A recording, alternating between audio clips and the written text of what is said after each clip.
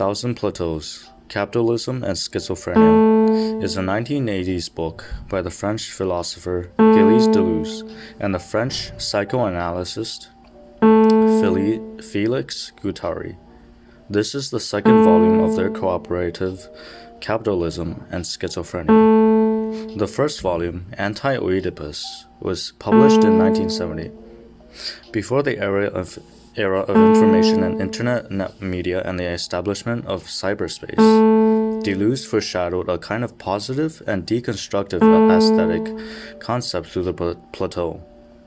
According to A Thousand Plateaus, the tree spirit of Western traditional logic will be replaced by the tuber spirit, guided by the new social production mode. That is, any point can be used as a route to generate new points. This kind of spirit is deepened infinitely after the web page was invented, about 30 years later. Any web page links to countless other web pages, and any web page is a root system, through which other routes are developed, thus becoming the whole cyberspace.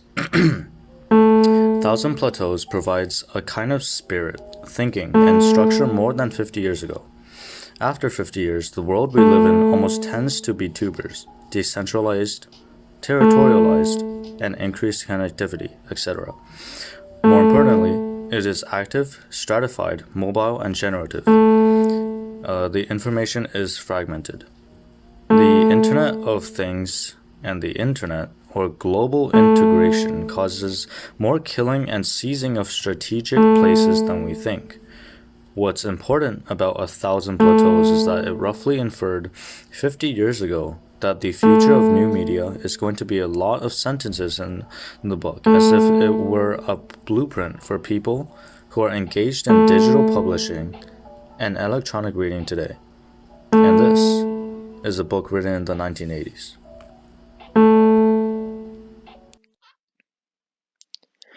The article A Thousand Plateaus compares the terms root book and rhizomatic book.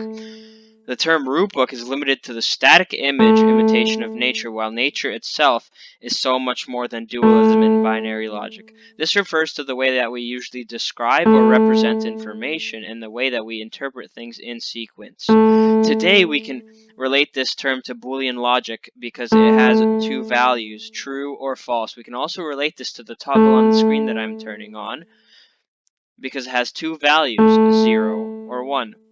This type of book is limited and sequential in the way that it is used to describe and represent information. On the other hand, the rhizomatic type of book is always between states, it is not structured, and it is almost can be thought of as an unlimited system of roots, like the roots of a plant.